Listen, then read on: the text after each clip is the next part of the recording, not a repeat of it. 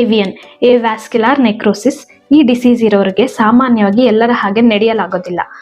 ಅವರು ನಡೆದಾಡೋ ರೀತಿ ಅಂದ್ರೆ ಗೇಟ್ ಕೂಡ ಬದಲಾಗಿರುತ್ತೆ. ಅದನ್ನ ನಾವು ಮೆಡಿಕಲ್ ಟರ್ಮ್ ಅಲ್ಲಿ ಲಿಂಪಿಂಗ್ ಗೇಟ್ ಅಂತ ಹೇಳ್ತೀವಿ. ಹಿಪ್ ಜಾಯಿಂಟ್ ಪೇನ್ ಇಲ್ಲ ಅಂದ್ರೆ ಎರಡು ಕಾಲುಗಳ ನೋವು ತುಂಬಾನೇ ಸಿವಿಯರ್ ಆಗಿ ಇರುತ್ತೆ. ನಡೆಯಲು ಆಗೋದಿಲ್ಲ, ಹಾಗೂ ಕೆಳಗಡೆ ಕಾಲ್ ಮಡಚ್ಕೊಂಡು ಕೂರೋದಕ್ಕೆ ಸಹ ಆಗೋದಿಲ್ಲ. ಈವನ್ ಕಾಲ್ ಲೆಂತ್ ಕೂಡ ಎರಡು ವೇರಿ ಆಗಿರುತ್ತೆ. ಹಾಗಾಗಿ ಅವರು ಕುಂತ್ಕೊಂಡು ನಡೀತಾ ಇರ್ತಾರೆ.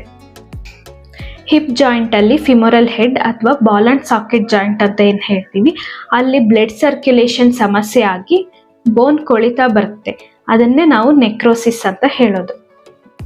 ಇದು ಕ್ರಮೇಣವಾಗಿ ಮೂಳೆನ ತಿಂತಾ ಬಂದು ಪೂರ್ತಿ ಬೋನ್ನೇ ಡೆಸ್ಟ್ರಾಯ್ ಮಾಡುತ್ತೆ.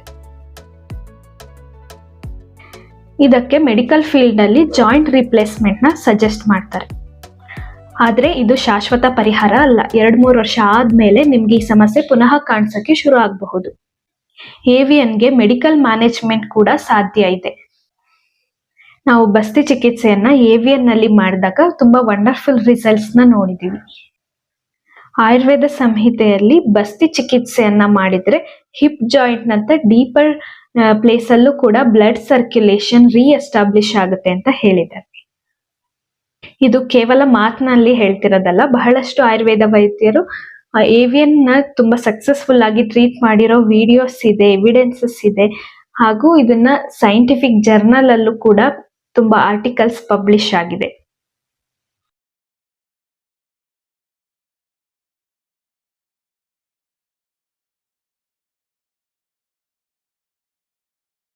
ಏವಿಯನ್ ಅಲ್ಲಿ ಬಸ್ತಿ ಚಿಕಿತ್ಸೆ ಒಂದು time tested research based better option ಆಗುತ್ತೆ.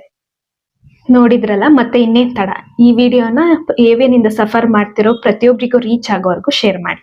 ಇದೇ ತರ ಇನ್ಫಾರ್ಮೇಶನ್ಗೆ ಸರಯು ಆಯುರ್ವೇದನ ಫಾಲೋ ಮಾಡಿ.